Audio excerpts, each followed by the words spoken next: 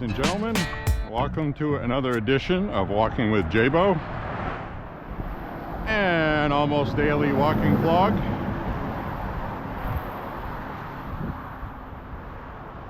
There's a nest up there. Don't know what lives in it. You know what kind of nest that is? Let me know. Is that a bird?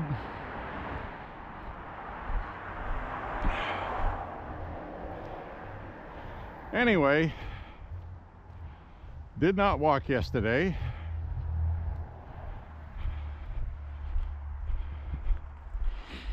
And I haven't been walking as much lately, not by choice.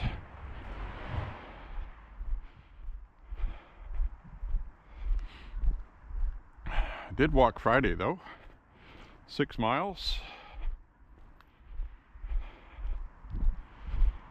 I'll decide before I get to my point of changing what route I'm going to take on whether or not I'm walking 5 or 6 today. Reason why I say that is I am not feeling very well today. My neck is all messed up. Last night I had one of the worst headaches I've had in a while. Felt very nauseous.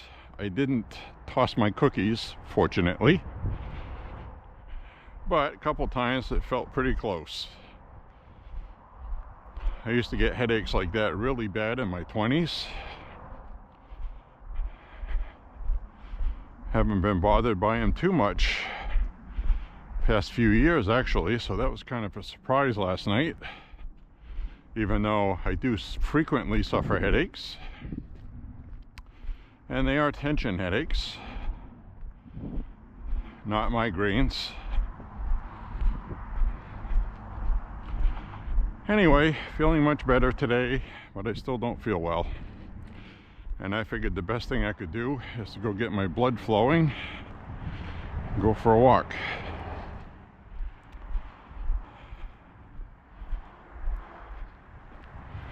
So we got a little bit of snow, as you can see, to some left.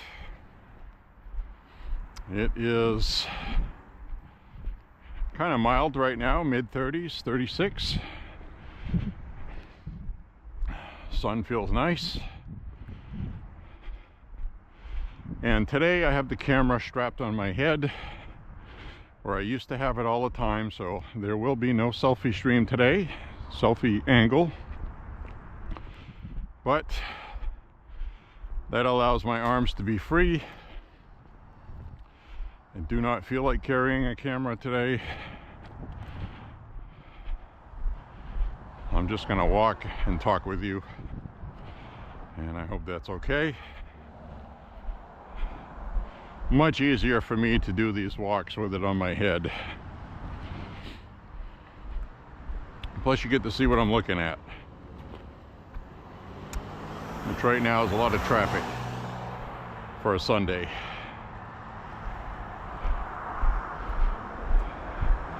So I hope everybody's having a beautiful Sunday. And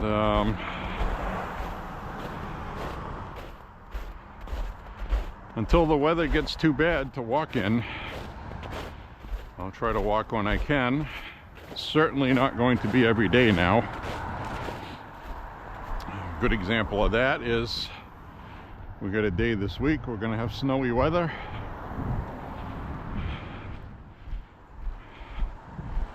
Now if we end up getting mild weather, I might go out when it's snowing or raining, because we're still not sure yet if it's going to be rain.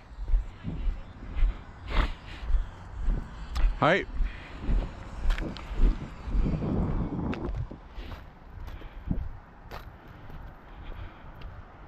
So we'll see what happens with that.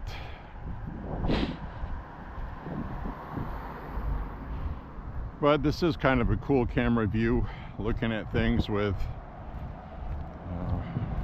get to see where I'm looking.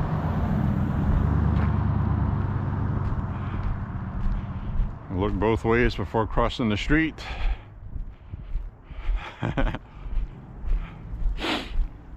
Now this week, pretty much it's going to be mid-30s every day. It will be warm enough to walk. I'm not going to walk at night though. So if something happens where I can't walk during the day, I'm not going to walk at night. But you've also heard me say that before. And I ended up walking at night because I wanted to walk. So we'll play that completely by ear.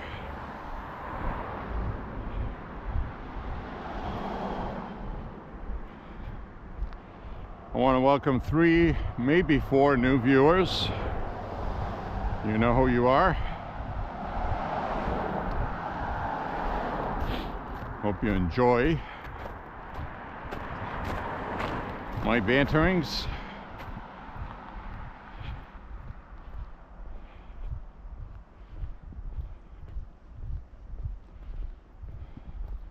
Now for the first time I am wearing my wintertime hoodie, which you can't see, but it is thick and plushy. How's that for a description? It's very warm. I have worn this before with a long sleeve shirt over that, which is what I'm wearing today under here. When it gets colder, it's a long sleeve t-shirt over that, another long sleeve, and then this plushy hoodie. And I am in so many layers that even when it's windy out, I don't get cold wearing that.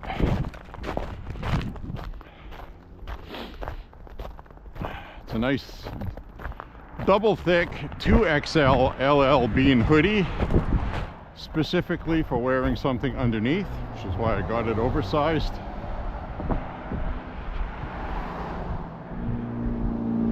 It's a bit pricey, but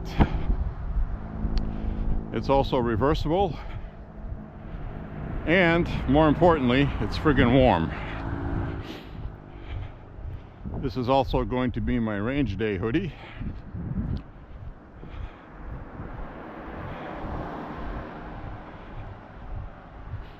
And like I said, I feel my head a little bit while I'm walking, but it doesn't feel like a bad headache. I just feel like well, I feel like the day after being sick last night. That's what I feel like, I guess. I'm just gonna take it easy. Right now, as the blood gets flowing, I'm starting to feel better. I got a little bit of heartburn today from the ibuprofen I took last night. It's very rough on the stomach. It's not something you should take unless you have to.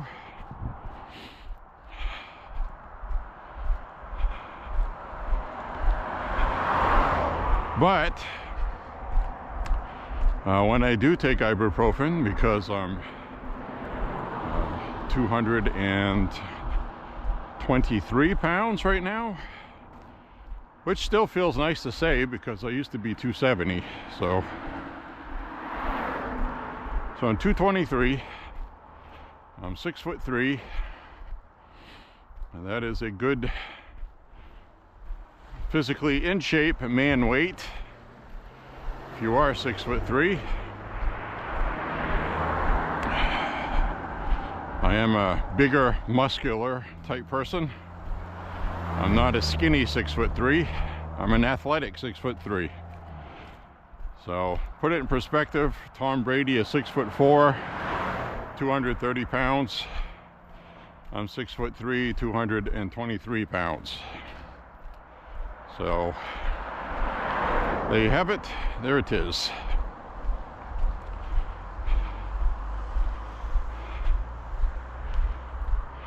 So I'm definitely feeling better as I'm walking, which was the intended goal today. I'm a firm believer that when you're sick, exercise will do you well. I used to do that when I was younger. I'd get the flu. My brother as well. Get a cold. And the best thing to do is to go play ice hockey. Never failed. You'd have a hard time getting going, but once you started playing, you were good, and then the next day you felt great. Help sweat it out of your body. So we'll see if that works for headaches.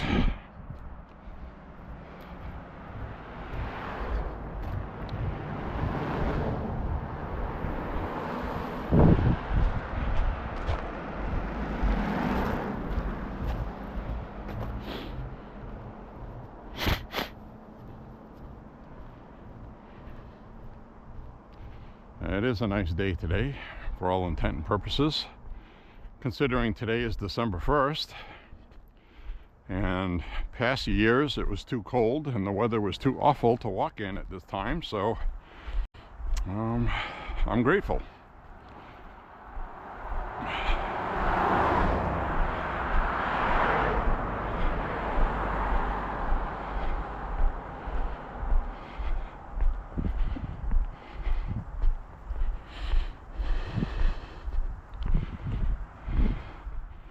The other thing that happens when you walk, it's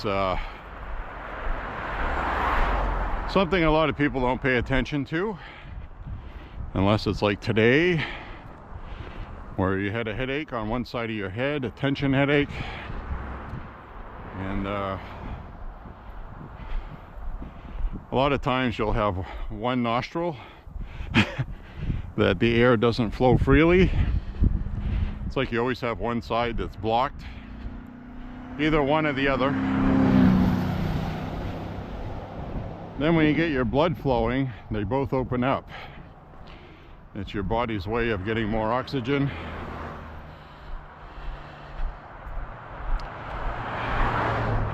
That's what's happening right now.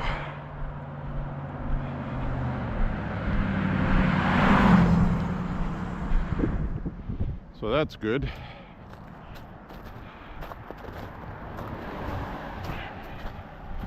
Just started sweating also. So it's interesting because I started sweating and my nostrils opened up at the same time.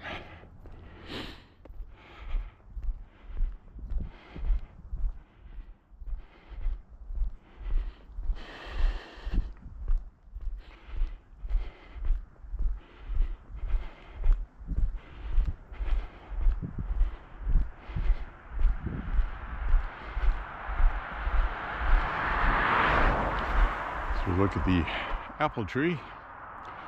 Still got a few apples on it.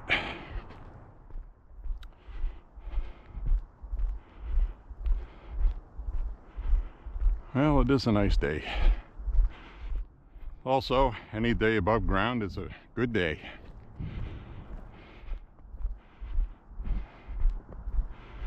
I think I'm going to push myself and do 6 miles today.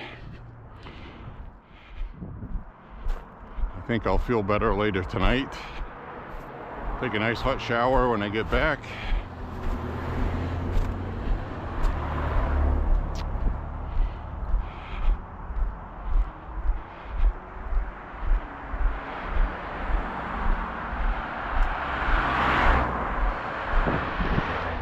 Always looking up ahead at traffic.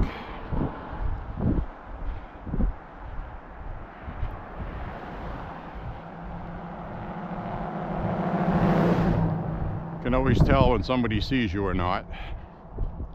There's a certain distance where if they're not moving, and I do my public service for the day. It's a nail that was in the road.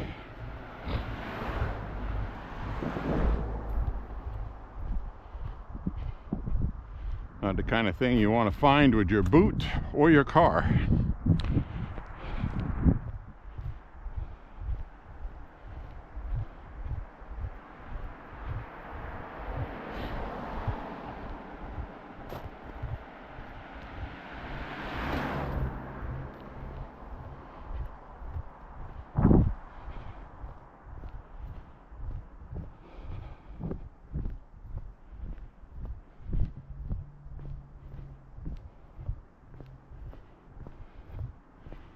So what to talk about? Well, I'm still mad at Hollywood. Once in a while you'll get a good movie or movie series that I can dig, mainly because the actor isn't some woke douchebag going along with the woke politics so they can keep working, even though they probably don't agree with it, but they do it anyway. Comes to mind is Denzel Washington. Minds his own business politically, doesn't say too much for or against, and I highly recommend the Equalizer movie series.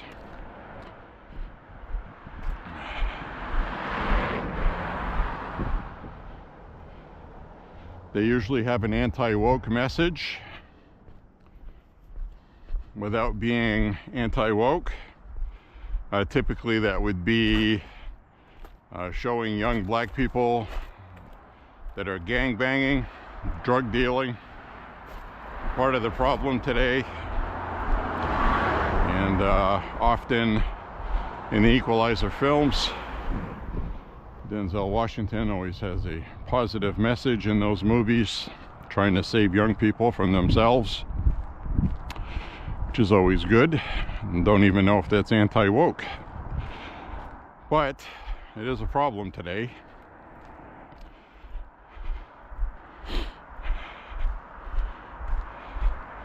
Sometimes it's a young girl that's in trouble, sometimes it's a young black man in trouble, and basically it always has to do with problems associated with young people today.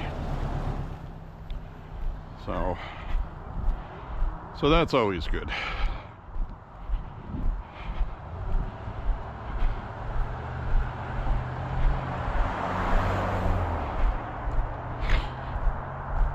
So I think we're going to bang a left here, and I'm going to do a 6-miler. I think I feel up to it.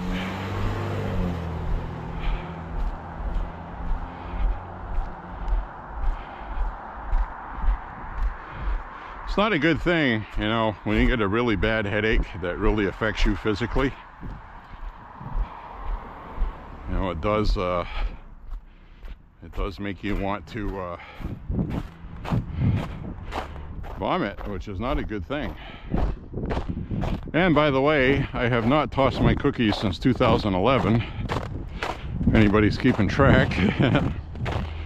But last night I had a couple times, boy, I just wanted to lay down and find a comfortable position on my pillow, which I did, and I laid there until I fell asleep, which I did eventually. I woke up after a few hours.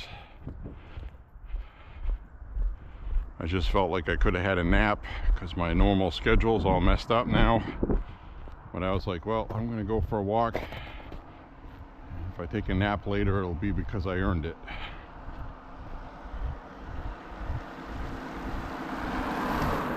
So another thing I wanted to mention is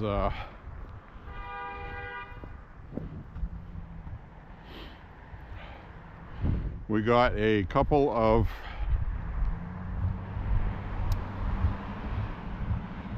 firearms to give out as Christmas presents. They make good gifts if you live in a state where you're allowed to do so.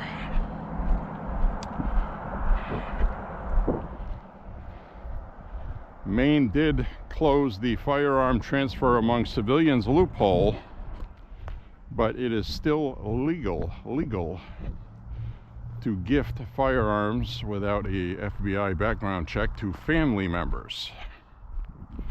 It used to be you could just sell firearms to anybody, even though Maine did have a legal firearms transfer form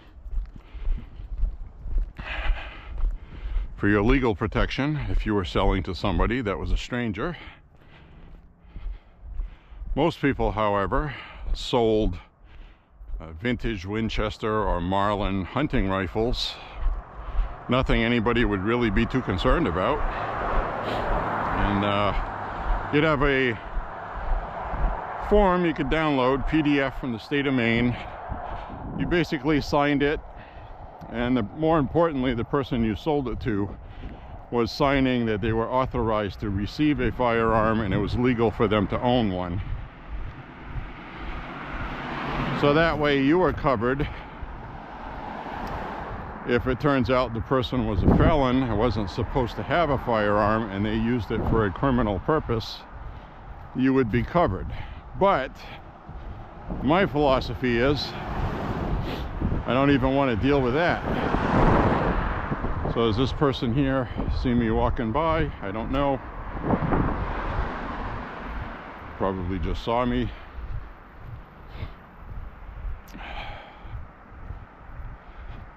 You would hope people would look backwards to make sure nobody's coming as far as cars go, and they would see me.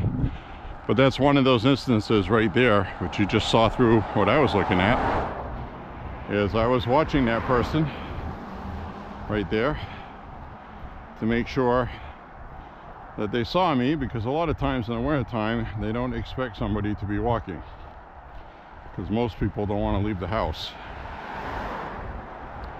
So anyway, back to the firearms as gifts and transfers. In Maine, you can buy a firearm, which you have the 72-hour waiting period. But if you buy it on the internet, and it takes more than 72 hours to get to the store, it's from the point of the bill of sale. So if the bill of sale is on a Tuesday, the firearm doesn't show up until Saturday at your FFL, then your 72-hour wait period's already gone by.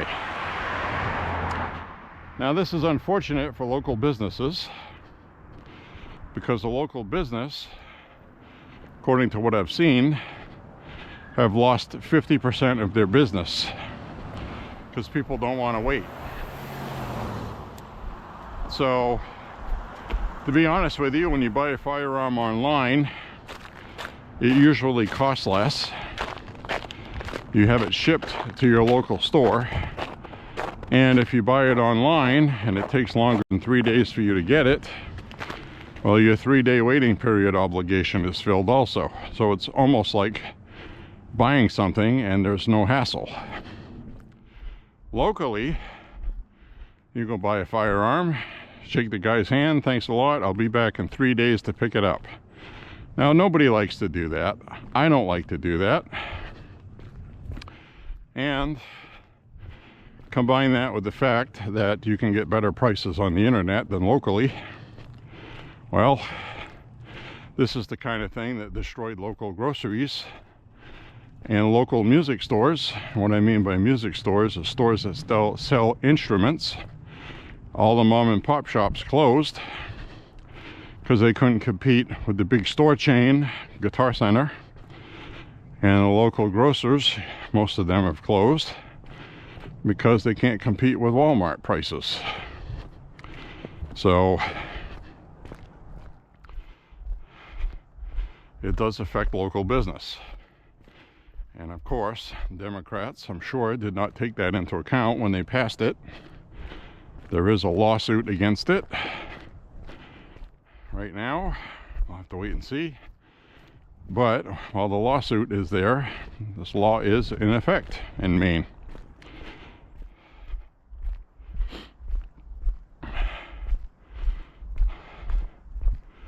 The premise for the law is where somebody is depressed, they don't own a firearm, and they want to kill themselves, they'll go buy a firearm and kill themselves, because a couple of people did that as their first firearm ever.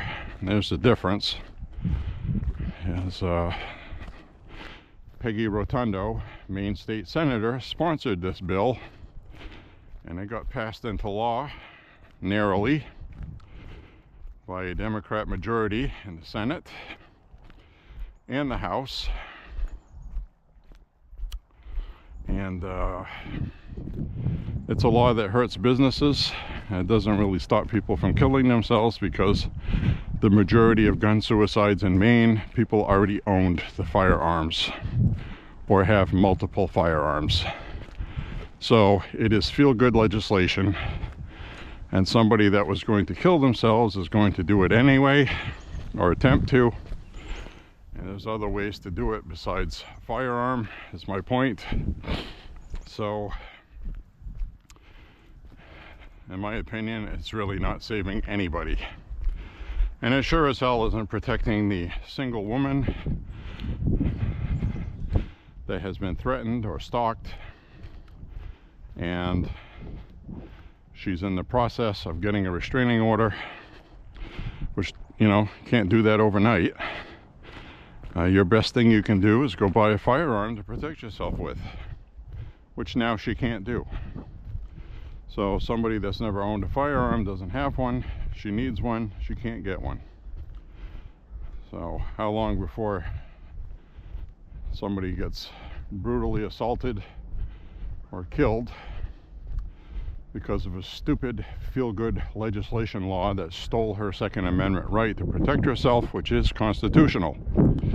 So her constitutional rights are being violated, which goes back to what I always say. When you come up with rights which are special rights for certain groups, regardless of the group, it cannot help but infringe on the rights of other people. Perfect example is transgenderism. Now first, I'll get this out of the way. I don't care who's a transsexual. You be you, live and let live. But many women do not want men in the ladies' room. Not because they're angry with trans people, but because the liberals have a cult-like existence with transgenderism. You can't criticize it or you're a transphobe. So that automatically green lights every perverted man out there who just wants to go in the ladies' room and masturbate. Now look, it's a pretty graphic way of putting it, but that's what a lot of them do. It's a fetish. It's cross-dressing is what it is. They're usually bisexual, and the Democrats have made it where if some guy says he's a woman this week, you have to acknowledge it, even if he's hairy with a beard and he's wearing a dress and he just wants to go perv around in the restrooms.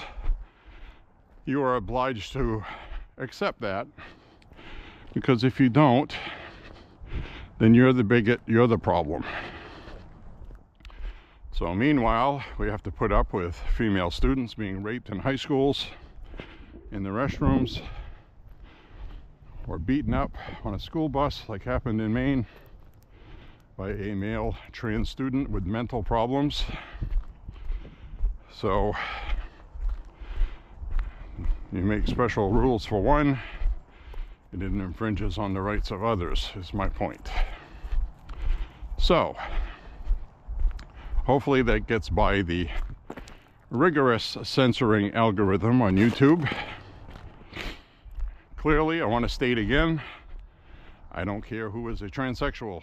I've been around forever and a week.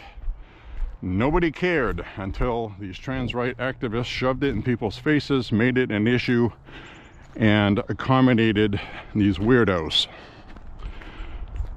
The Catholic Church had a similar issue in the past, where the Catholic priests were being covered for by the church. Instead of making sure they got prosecuted, excommunicating them, kicking them out of the church, they transferred them to other churches, which exacerbated the problem, because saying, hey, we don't like what you did, we're going to cover it up though, and we'll accept the fact that you said you're never going to do it again, which is BS. They got sent to another church where more altar boys were raped, molested, and the Boy Scouts did the same thing, now called the Scouts because of stupid woke politics. Should have the Girl Scouts and the Boy Scouts. There's two sexes. women's sport is for women. Men's sports is for men. Somebody wants to be trans or transsexual, that's fine with me, but you're going to play men's sports because you're a male. As soon as people return to common sense,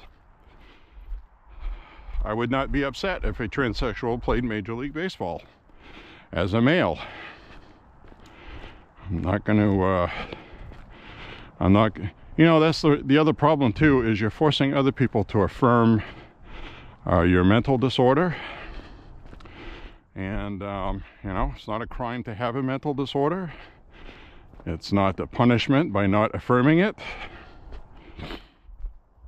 Just live in reality, common sense. Just because, you know, like for example, you'll have somebody that's mentally ill. They'll see bugs crawling on their arm. The bugs aren't there. That person believes the bugs are there. You're not going to admonish or, you know, criticize that person or somebody that's anorexic and say, you know, somebody that's anorexic, they're killing themselves by not eating because they have a body dysmorphia. They see something different when they look at themselves. And that's kind of what transsexuals with gender dysphoria have, which used to be called a gender identity disorder. But now the far left has adopted gender dysphoria as a way of affirming many different genders, which is ridiculous because that is all false propaganda that young people are subjected to be subjugated by. How's that? So older people like us don't put up with it. Younger people are afraid to, because socially they don't want to be outcast, and that's what they use to keep everybody in line on social issues. Anything you don't agree with, you're a racist, a bigot, whatever. You know, like you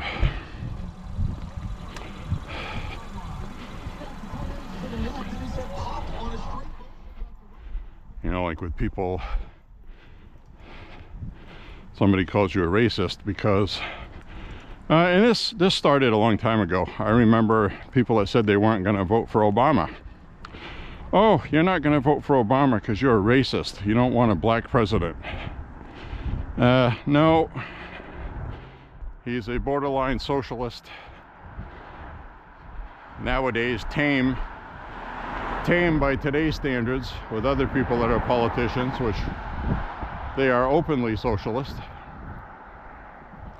A few years ago, Bernie Sanders didn't have a chance of being a presidential candidate because he was a self-professed socialist. Now, it's a different view on it by younger people on the left. Anyway, you know, if you wear white sneakers, it's because you're a white supremacist.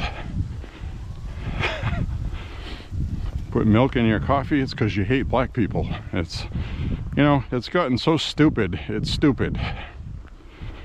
And, you know, it collapses under its own weight. So a lot of young people are waking up from that, saying, you know what, that's ridiculous. Because it is.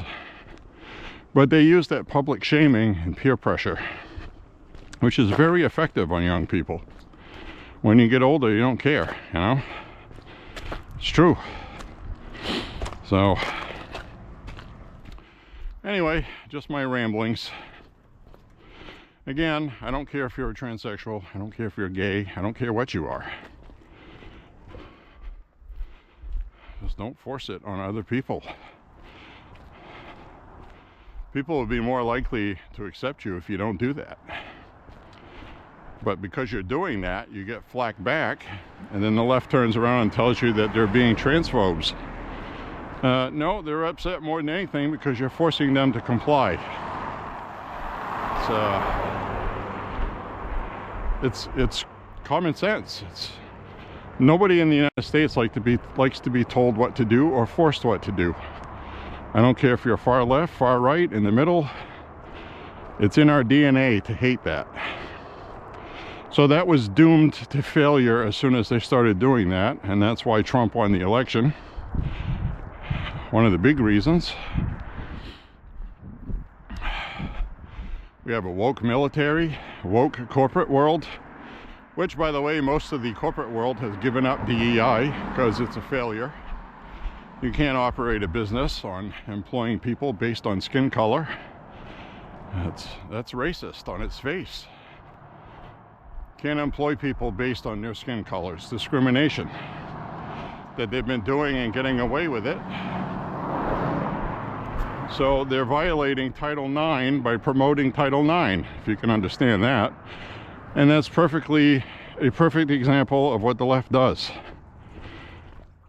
They pervert, find loopholes, they pervert existing laws to promote their agenda. Trump isn't a racist. I voted for Trump. I'm not a racist. I'm not a white supremacist.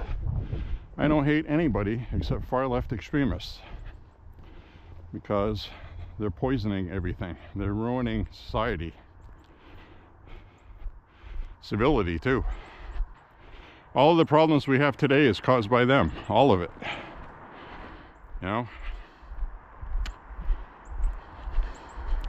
That's not to say there's no corrupt Republicans either. There is. There's also Republicans that are too extreme far right. There is. A perfect example is, we got these gender books in school now in Maine. One of them is called Genderqueer. Now you tell people about that and say, well, they just want to be inclusive. There are kids that are gay. Yes, I would agree with that. Unfortunately, a lot of them are being turned into trans people, and that's not who they really are. And someday these people are going to be very angry, because that cannot be reversed. And despite the propaganda saying so. Puberty blocker use, how it's normally used for somebody that's developing too soon with hormones. It blocks their hormone development until their body catches up, and then they're discontinued from it. That has to be carefully monitored with blood work, and it's only temporary. Now, the full puberty blocker use to prevent puberty in children for the sole purpose of having a boy being more effeminate when he gets older, then has to be given hormones artificially. Whether they decide to be trans later and they change their mind, they're going to need medical care for the rest of their life. HRT shortens your life, especially for females who go female to male, because testosterone will cause heart disease over time, and it's pretty much guaranteed they'll die from a heart attack at around 60 or in their 50s. Thanks. So that's just the way it is. That's a medical fact. That's why a lot of black people are more prone to heart attacks than white people or Asians. Asians, however, live a lot longer than white people because of their hormonal production, and they're usually smaller people, less testosterone. It's all very important, and the propaganda covers all that, so you don't know what's going on, and you got to go back to the basics. That's why women outlive men by 10 years, because men have testosterone. So you're pumping all these girls with testosterone, telling them they can be a guy. It's not healthy. That should only be for something absolutely necessary, and unfortunately, it is now, gender identity disorder was extremely rare. Extremely rare. Now it is a social contagion. It's a cool thing to do if you're young. So a lot of these people have been disillusioned and being told that you can change your mind anytime. But once you start HRT, it's going to mess up your glands and your HRT, your hormones production, and you're going to require lifelong medical care. So while it's not permanent, it causes damage. Puberty blocker usage preventing puberty is permanent. They don't use it temporarily. They use it too long. And they sell that propaganda saying that it's not permanent, and it is. And they also do a lot of things like they tell you that children are not being transitioned, and they are. It's easily researchable. Have no idea why the mainstream media is saying otherwise. There are 12 and 13-year-old girls having their breasts removed and put on hormones, puberty blockers, and some of them I've been reading about have spinal issues. It feels like arthritis, and they're only in their 20s, caused by being put on puberty blockers when they were young. So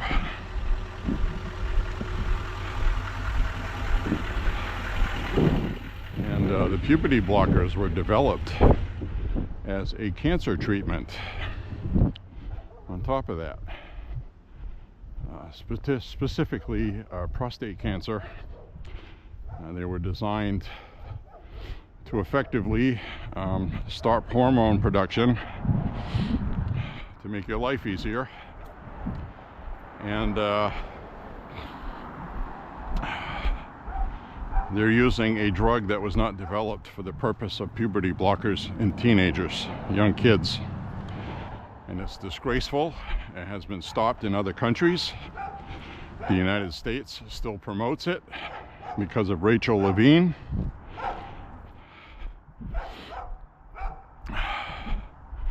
In Biden's health department, who is a trans activist, and she wanted to transition even younger people. So these are the kind of things that led to Trump winning. The Republicans are going to get rid of transitioning children. I'm sure that is going to be a mission, and you are going to get some Democrats to sign on that, especially Democrats that come from conservative states.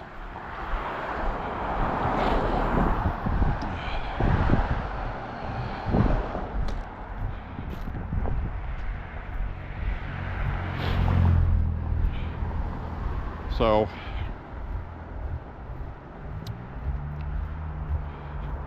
the other thing I wanted to talk about is the state of Maine.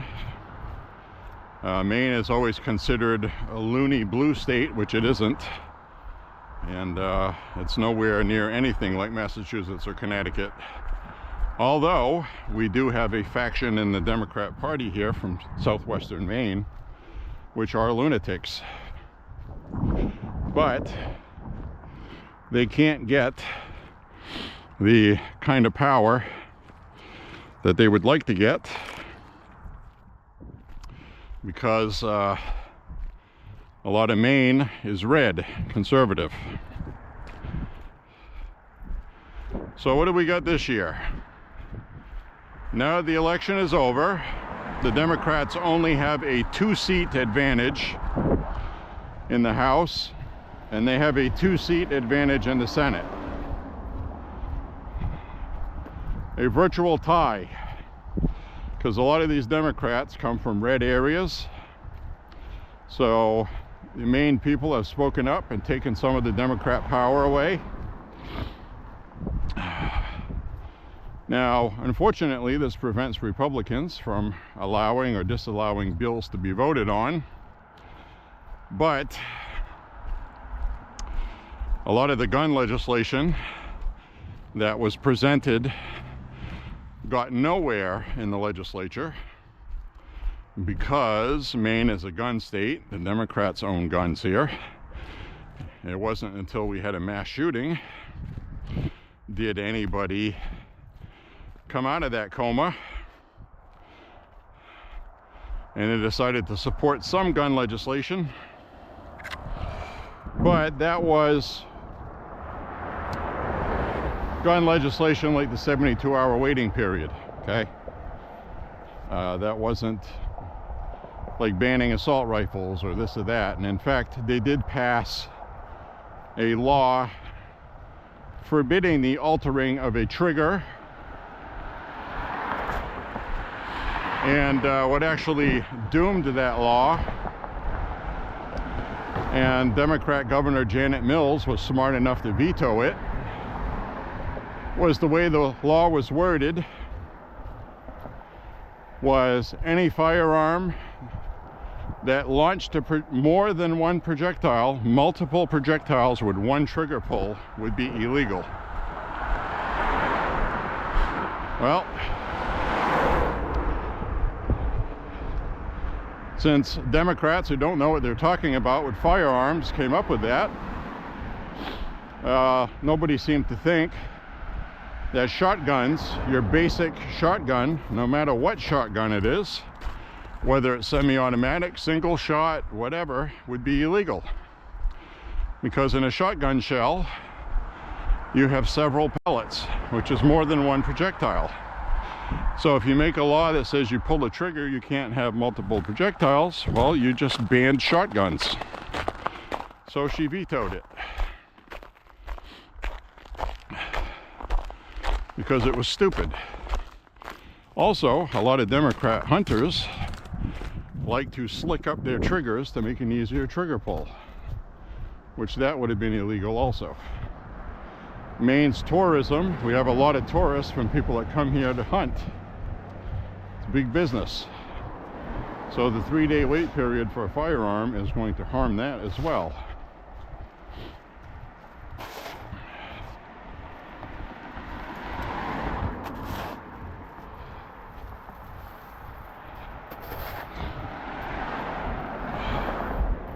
Now, how is that going to harm that 3-day wait period for somebody coming from out of state? Well, typically it wouldn't, but they already own their firearm.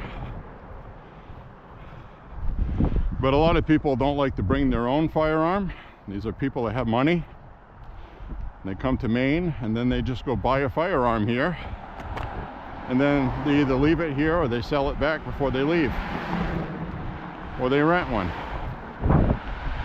So you can't rent one without a background check or being on a wait list for 3 days. And you come here for a week to go hunting. You don't want to waste 3 days waiting for permission from the state to do something that you should be able to do anyway. So that's going to hurt tourism.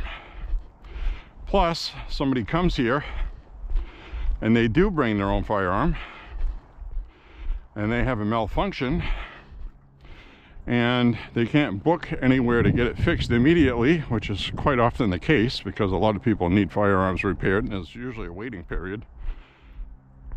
Well, they're here on vacation. So the easiest thing to do is to go to LL Bean and buy a new semi-automatic shotgun to go pheasant hunting with. Well, you're not allowed to do that because you gotta wait 3 days. So that impacts business, and it's unnecessary is my point, because like I said, most people that are going to commit suicide, it's not going to be their first time gun purchase. If they commit suicide using a firearm, they already own it, okay? So I do know one of the pieces of legislation they're going to try to do this year is a full-blown red flag law, which right now we have a yellow flag law, which has been altered somewhat to give law enforcement more leeway. And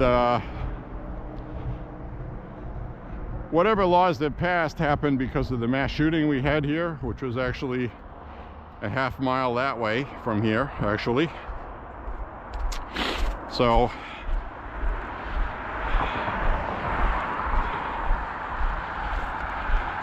Mainers did not want any gun laws, and none of that softened until the mass shooting. And they passed 2 gun laws since. All the other ones failed, and there was about 12.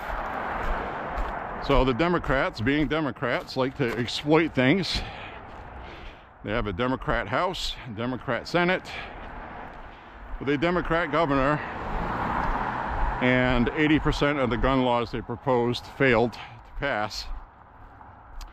And it's going to be even more difficult for them this time because of the slimmer majority, because they lost some of their majority. So they want to go full red flag law to replace the yellow flag law that has been amended to give law enforcement more leeway, which is what I've always said. You give them an inch, they'll take more. This was supposed to be a compromise to satisfy them, and now they're going to go full bore. Well, we got our way on this one, let's go some more. And that's what people need to understand about Democrats. So, I don't anticipate any more direct gun interference for owners. We did have the banning of private sales unless you're a family member, and what that did is that removed advertising in Uncle Henry's, a local classified where you could go buy used firearms. It's been a staple in Maine for decades. I've used it to purchase ammo, which you can still do. Maine doesn't have any restrictions on anything. So now, I mean, with regard to firearms, there's no restrictions here. There's no magazine capacity restrictions. There's nothing, because the Democrats know that isn't going to work here. That's going to upset their own voters. And they already did enough of that last year with the transgender bill they passed. And they couldn't get that passed either. The only way they passed it was they tacked on abortion. So they like to play these dirty little games. And voters were not happy with it. In fact, the Democrats have stopped talking about the trans issue in Maine. It's now one of the reasons why Trump got elected. And now it's something they don't want to deal with. So a lot of these trans people that have transitioned, pretty soon they're going to see the money dry up for that, and they're going to be fucked by Democrats, because that's always what happens. Now that they are not politically expedient for Democrats, they're going to be cast in the garbage, because they've been used for politics to begin with. It's really sad to see. I really hope Trump cleans out the whole Department of Education nationally. It needs an enema. It is now a neo-Marxist, socialist entity destroying our children, mentally and physically. So they're not learning math, science, and everything else they need.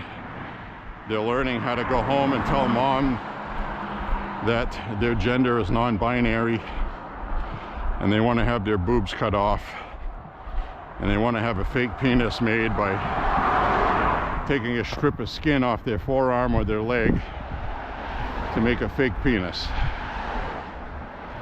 And I'm sorry to be graphic with that, but that's what they do. If you want to have your mind changed about this stuff, go look for uncensored videos of post-op transsexuals. Learn about the surgeries involved, and you will, because it's common sense, you'll just oppose it and say there's got to be something better than this. This is barbaric, it's Frankenstein stuff.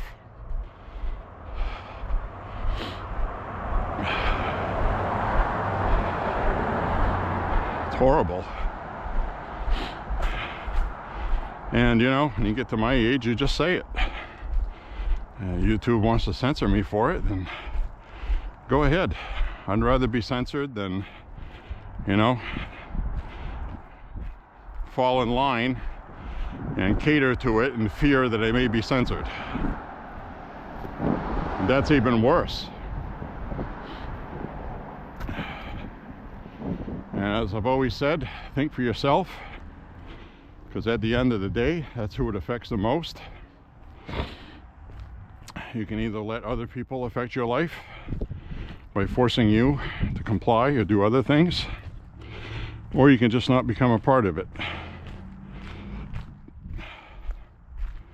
I want to be that Chinese student in Beijing, China, at Tiananmen Square, defying the Communist Party and being put to death for it, because they stood up for their convictions and principles to something they knew was wrong, because somebody they admired had been censored and murdered by the Communist Party associated with the school that they went to, and they got angered by it. So do not comply.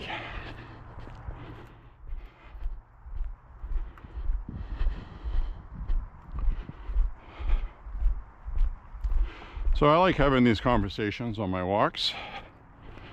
I hope you enjoy it.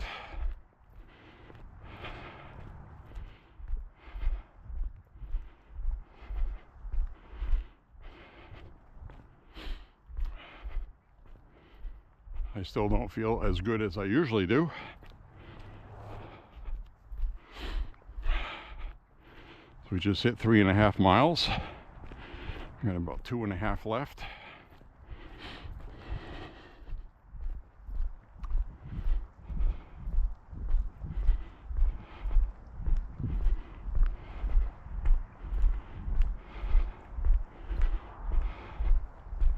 So Trump has just nominated Kash Patel for FBI director.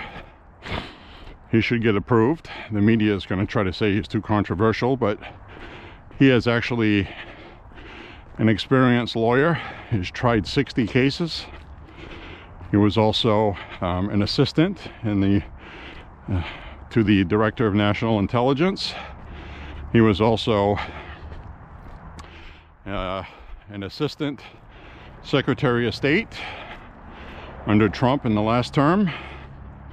So he's already had experience working in the government in important roles, and he's very experienced with law enforcement and the law. And he's going to team up with Pam Bondi, and they are going to clean our government out of people that are corrupt, dishonest, stealing, lying, leaking. They're going to clean up the deep state. It should be illegal in this country to pick a person and decide to find a way to prosecute them. So that is wrongful prosecution. And a lot of these people are forced to plead guilty because they have a choice. Plead guilty, do 18 months in federal prison, or fight it, sell my house because I need $3 million to pay for legal fees. Probably going to win my case, but after that I'm broke and I'm homeless. So they usually weigh those options, because using a plea deal is a strong tool prosecutors like to do, because they get their prosecution. They don't care if somebody's guilty or innocent. They care about their career and their record, which is what Letitia James did in New York. And you campaign on, I am going to get this guy. I don't care what it takes. I will get him. That is textbook definition communist tactic. Find me the man, and then I will find you the crime. So that should not be allowed in America, and nobody is going to stop doing it until people go to jail.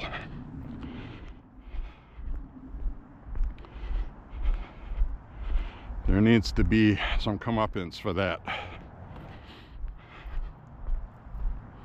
I don't care who does it.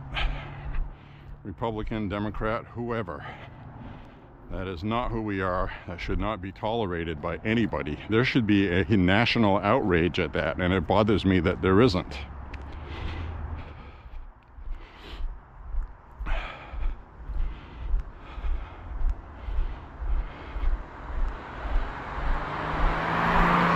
There would be if we had a media, but we don't. Thankfully, many people are turning that off, and that's why Trump got elected also. They're not watching that. They've caught on to it. And I think what really did a lot to wise people up to that was actually COVID, pandemic. How the media just went full bore, ridiculous, over the top for their sponsors. Big Pharma. Which leads me to the other thing I want to talk about. Big Pharma.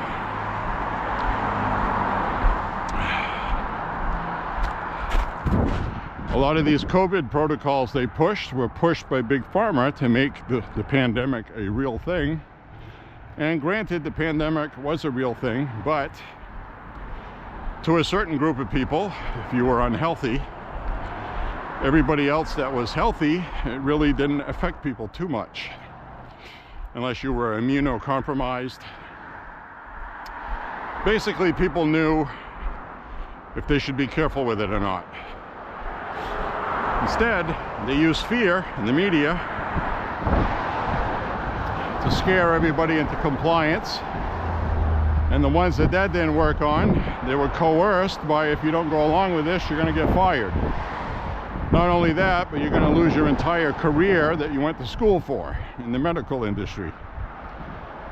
If you even talk about it, you will lose your career. So this was pushed by far left extremists. There's no denying that. And my philosophy has always been, even if it was a real pandemic that was really dangerous, forcing people to comply with it is not an American thing to do. It just isn't. So, Big Pharma. How many times have you watched a show on CNN or some other network? Today's royal wedding brought to you by Pfizer. Or tonight's Anderson Cooper 360 brought to you by Pfizer. Everything was brought to you by Pfizer. Now, who was the ones that were pushing the flibbity gibbet? I can't even talk about the flibbity gibbet on here. I've already had one video removed until I re-edited it to remove the talk about the injectable flibbity gibbet. So YouTube is still censoring over the injector, the flibbity gibbet injector. How's that? Pretty sure you know what I'm talking about. So now you watch these news networks, and I'm sure you've asked yourself this 1,000 times. Why are they running advertising for prescription medications? You can only get it from your doctor. Is your doctor really going to give it to you because you go see them and say, I saw this commercial on TV for that and I want to do that? So the doctor will say, yeah, okay, despite what I thought was best for you, we'll go by what you saw in a commercial. No. This advertising on the TV networks is their way of laundering money to pay for the TV network and to control the TV network. So they are financially buying the TV networks because the networks get 70% of their revenue from Big Pharma.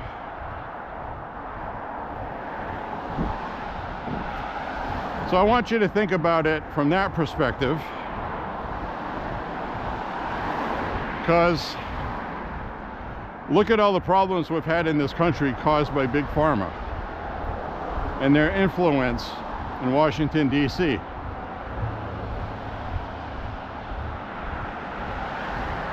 The United States has got to be the sickest country in the world. More people are on prescriptions here for ridiculous things than they should be. They're profiting off it. And when they abuse their power by deceiving the public, not the media, I'm talking about big pharma, like the opioid crisis. They falsely advertise the addictiveness of it as being nothing to worry about. Millions of people got addicted. That led to heroin addiction and more serious drugs, overdoses, and death. So Big Pharma has been responsible for thousands and thousands of deaths in this country. And they were fined for it. They were found guilty. And they were fined, I think it was like $6 billion. Which sounds like a lot until you see how much money they make. That $6 billion lawsuit they lost is just the cost of operating to them. And they know they're going to get sued for some of these drugs. But what they're going to pay is figured into their profits as a regular operating cost loss. And it's really that simple. So take that for what you will, but it's the truth. Now, if they banned advertising, if Congress would pass a law saying it's against the public interest, and they passed a law banning prescription drugs, then a lot of this hold they have on the networks wouldn't have been there during the pandemic. And people like Dr. Fauci profited off that from Big Pharma. And he also profited off it from tax dollars.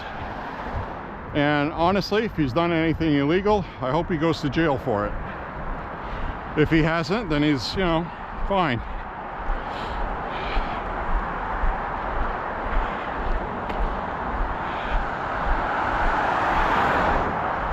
This country was put through hell.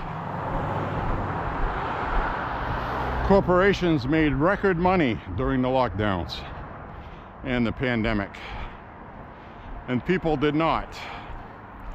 It's a damn travesty. Shouldn't have happened. And a lot of people will say, well, Trump's the one that agreed to have the lockdown. Yeah, well, he's not a doctor. He trusted the people that were in charge, that were supposedly experts.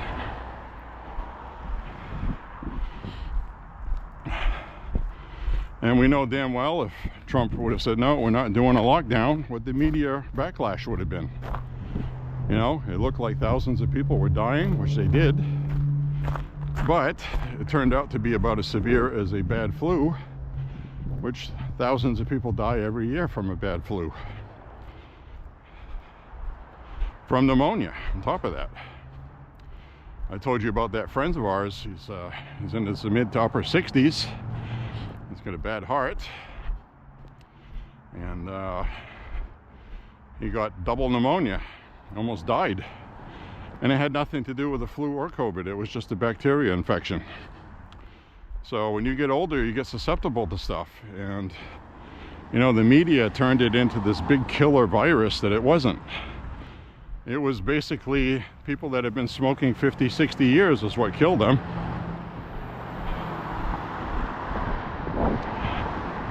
Then all these kids were forced to vaccinate to go to school with a vaccine that they didn't need. So, there are good vaccines. I got nothing against vaccines. I just don't like the technology used for the flibbity gibbet. Sorry I gotta call it that, but you go to your doctor, you get a flu vaccine, or a vaccine for measles, or a vaccine that's a real vaccine. And I don't even know what they do these days to make them. But I'm fully vaccinated for mumps, measles, rubella, all that stuff. Because they were real vaccines. But when we start talking about the flibbity gibbet, I think you know what I'm saying. it's a different technology. And the flibbity gibbet, I don't trust it. So there's still not enough data.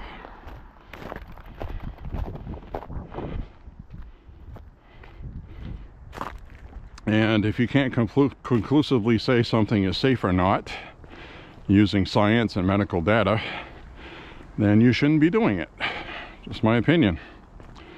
Unless you absolutely have to. And they sold it as something you have to do. So I fully refused the flibbity gibbet.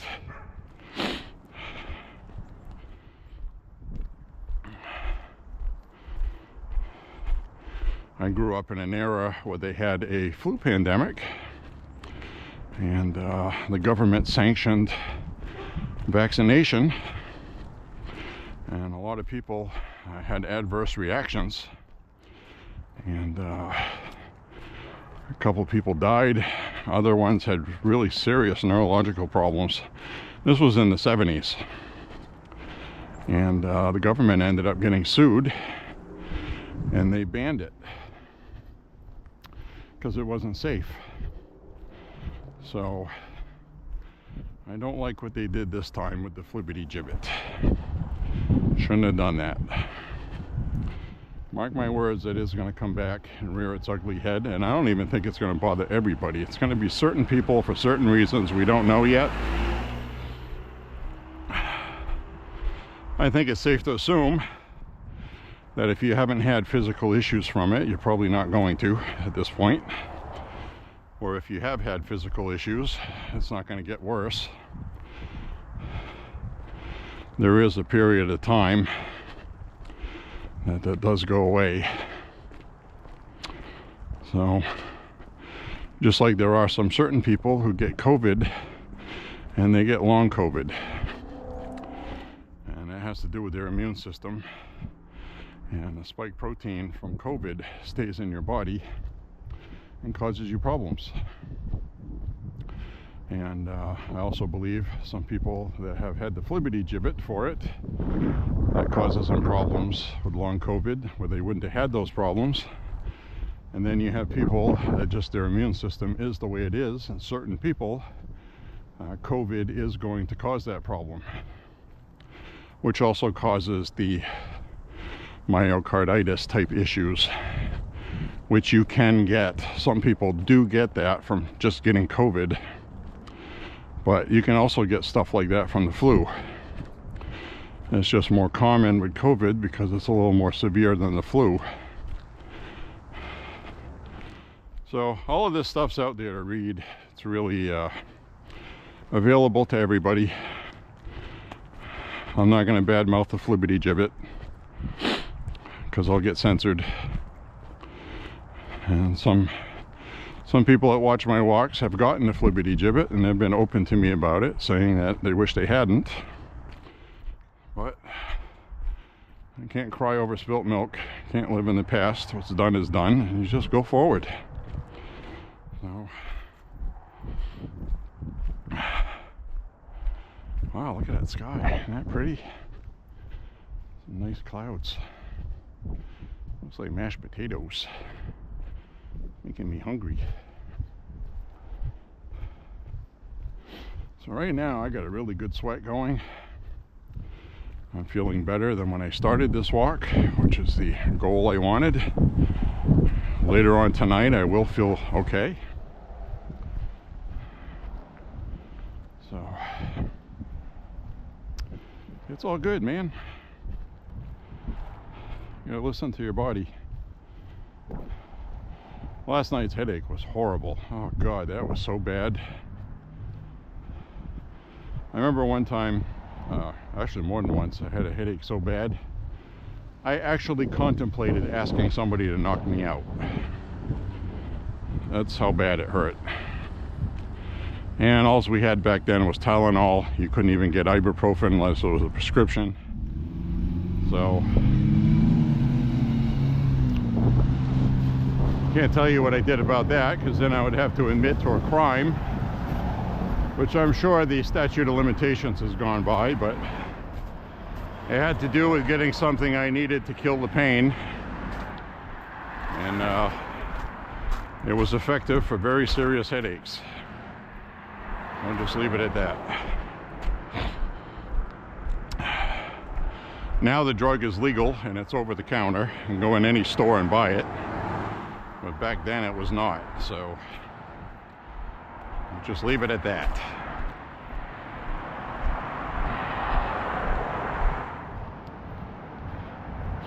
It was many moons ago.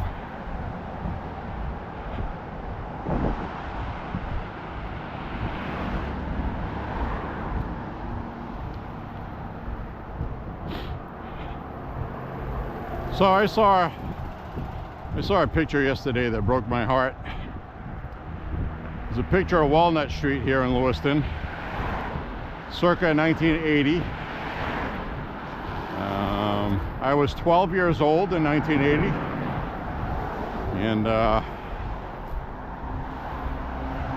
it was a picture of Walnut Street as it looked when I was a kid. And it made me sad because that whole area now, I'm not going to walk through it without protection. And you have gone with me a couple times on walks through there, and I talked about that. Looked like I walked into a third world country right in town here. I couldn't believe it. And I grew up down there.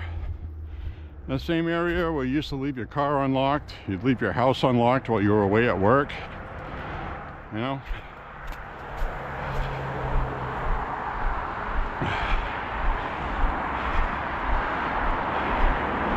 Now you gotta feel like you constantly gotta watch your wallet after somebody walks by you. So yeah, if there's any young people watching this, society has gone down the toilet in the last 40 years, and that's why people like me voted for Trump, and I'm pissed off about it. This is not an acceptable norm, okay? The way society today is not an acceptable norm.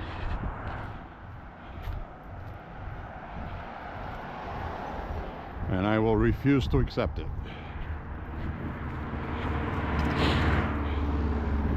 So I still haven't figured out what they're doing to this church yet. They got a whole bunch of pieces of wood. I'm assuming they're going to be doing something to the outside of it. Maybe up there in the belfry. Maybe they're going to board that up. I don't know what they're going to do.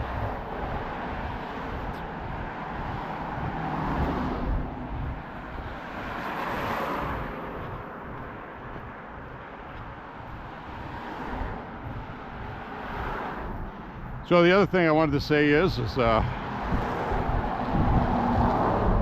if I do go walk, this is primarily going to be the route I walk on in the winter. It won't be on this side of the street because they usually don't clean this side. They clear the sidewalk on the other side, which it looks like they did the opposite this year,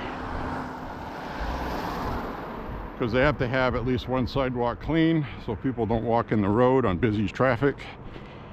Some people, I remember years ago, they didn't take care of the sidewalks very well, and I would call the city and say, why do we have to have mothers pushing a baby in a carriage in the lane of traffic with cars slowing down to go around her?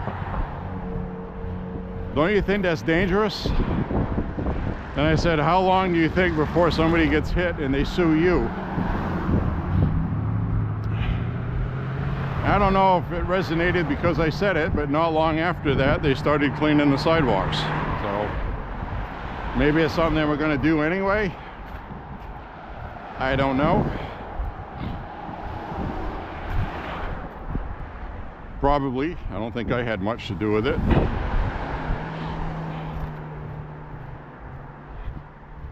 But sometimes the squeaky wheel gets the oil, and the difference between the United States and other countries is some countries the squeaky wheel gets replaced. So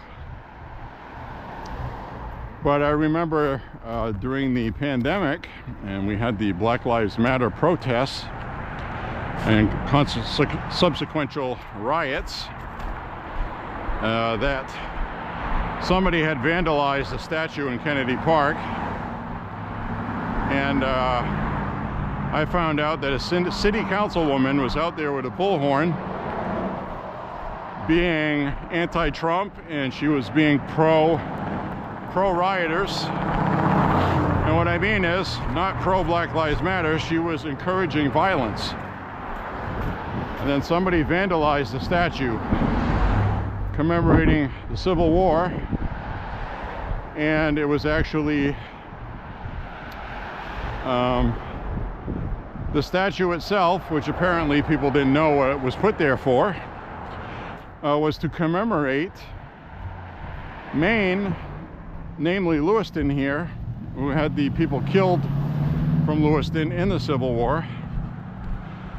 On the statue, it was to commemorate people that died and sacrificed to help free the slaves. It was donated to Kennedy Park in the late 1800s. Our president came here, gave a speech, and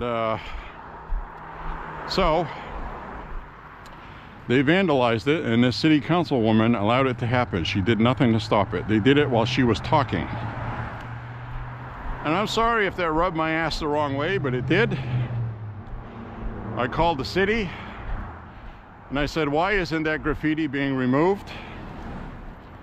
And why isn't anybody protecting public property, taxpayer funded public property? Why is nobody preventing it from happening? And so the officer's telling me this, that. I'm talking to a lieutenant. I said, look, if I got to get a citizen posse and we're all armed, which you and I both know is our constitutional right, it is public property, taxpayer funded, I will get 20 people together with firearms and we will go protect public property. He knows that's legal. I know that's legal. That's why I said it. His tone changed as soon as I said that. Well, sir, I'll get in touch with Public Works. We'll get this, and they got it done. I actually have a video on my channel about that. And I uploaded that when it happened.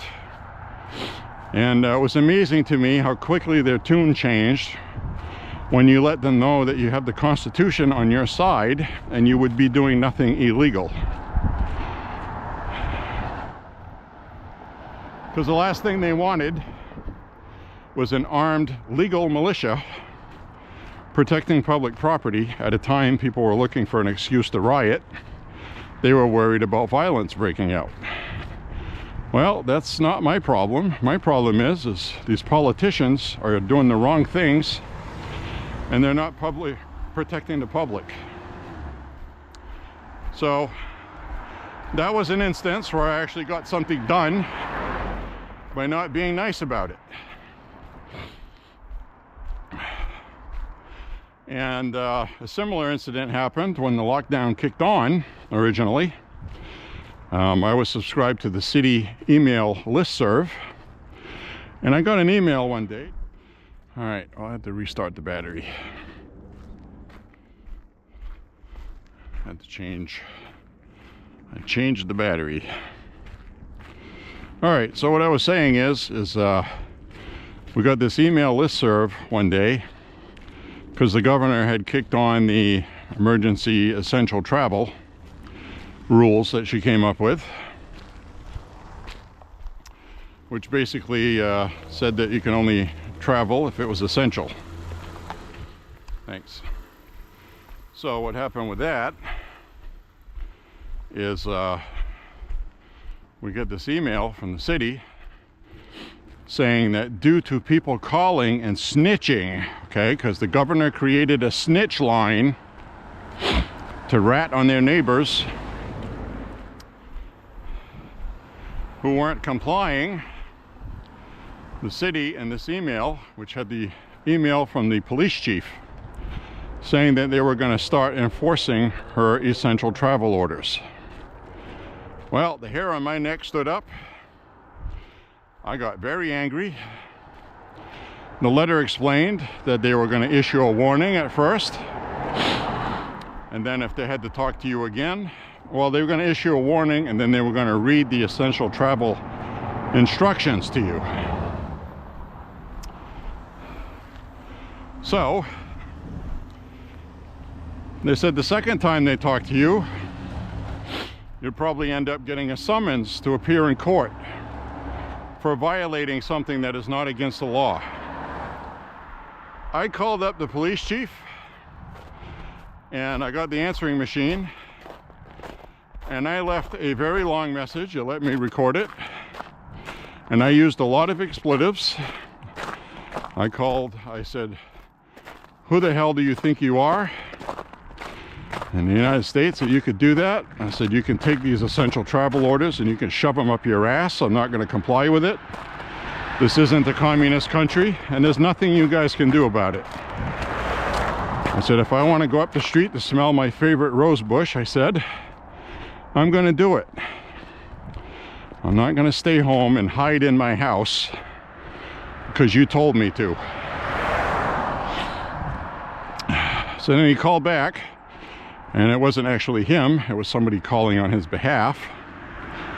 And he said, "Well, that was just something that they were thinking of." And I said, "Well, you know, I'm not going to comply with that. I said, "It's bullshit. It's fucking bullshit. There's no law that says that. You and I know that. Nobody's going to get charged for that. You're just trying to scare people and intimidate them." And he didn't say anything. This is the kind of systemic rot that gets started when people don't say anything about it. And they take advantage of it.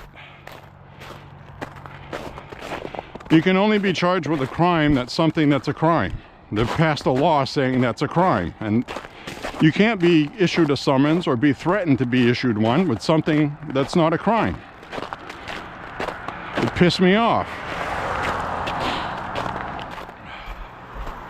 That's probably going to end up getting me on a watch list someday, but I don't care. That's something you can't compromise over. You can't compromise over your freedom and liberty. There's no compromise to be had there. Zero. I will not comply. So that's just my opinions on it. Hopefully you agree. So anyway, we are going to be winding down the walk shortly. I wanted to thank you for walking with me. I'm going to pick a spot here to cross the street. Thorn Craig in there. We do our woods walk, gun talk in there usually. Summertime, a couple times we went to other places. But this has always been my favorite. Very good hiking trails here. You can do 5 miles in here, granted. A couple of the routes you got to do more than once to do that, but you can get your miles in there. And if you're a novice and you just started walking, it's a perfect place, because you can do just a mile, mile and a half. Maybe if you're older, maybe you got a health issue, you know. And again, like I said, always make sure you double check with your doctor before doing any kind of exercise, to make sure you're healthy enough to do so, for one thing. Because if your health has been acting up and you think walking is going to help you, it may, but it may help you get in a coffin sooner. So have a talk with your doctor about it first.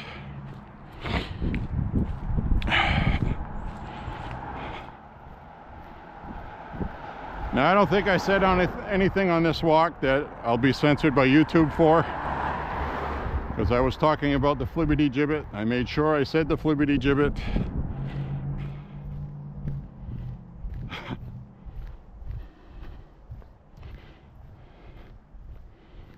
And I'll say it again for the people in the back, I am not anti-vaccine. I'm just anti that technology for the flibbity gibbet.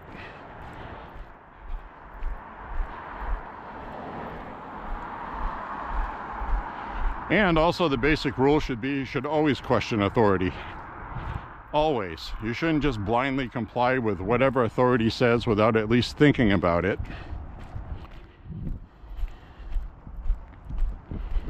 You know, when they tell you you should lock yourself indoors, and if you go to a Trump rally, you're going to a super spreader event, but it's okay to go protest Black Lives Matter with Black Lives Matter with hundreds and hundreds of other people in a tight-knit group in public. But if you go to a Trump rally, it's a super spreader.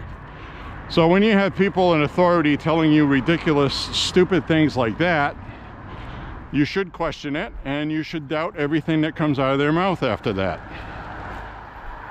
Because if they're not being honest about that, they're lying to you about everything else, and it turns out they were. So right down to whether or not you should get the flibbity gibbet and why you should. They lied about everything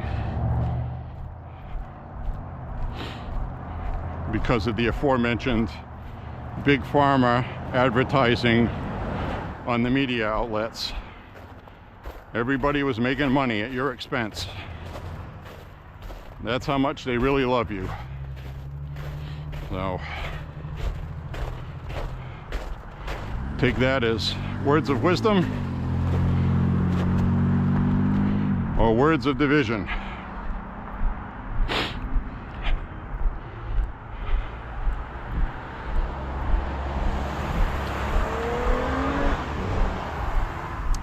I can tell you that I care about you more than they do,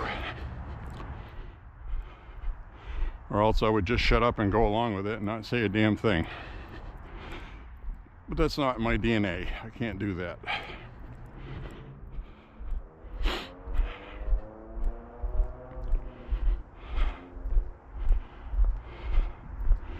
So we should be coming up on 6 miles shortly. Feel good. I feel good. I knew that I would now. Yeah. All right, well, guess I'll take this off and flip it around just for the last little bit. I'm going to say thank you for walking with me, and we will see you on the next walk, friends. Stay safe. God bless you and your family. Stay out of trouble. And until the next walk, friends, see you next time. Bye bye, everybody.